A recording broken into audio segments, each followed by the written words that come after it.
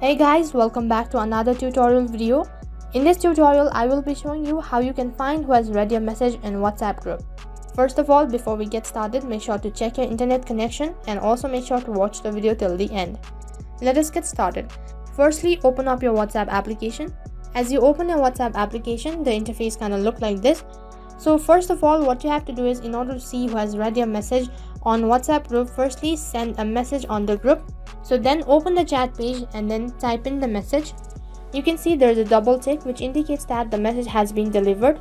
So in order to see who has seen your message on WhatsApp group, all you have to do is long press on the message. Once you do that, the message will be selected, and in the top right corner you can see 3-dot icon. Simply tap on it. As you tap on it, there's a pop-up, so from there you'll have to tap on info. You can see over here that the message has been read by one of these following group member, and under it you can see the message has been delivered to another group member. And that is how you can find out who has read your message on WhatsApp group.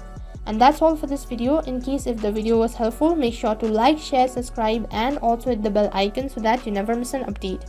Thank you for watching.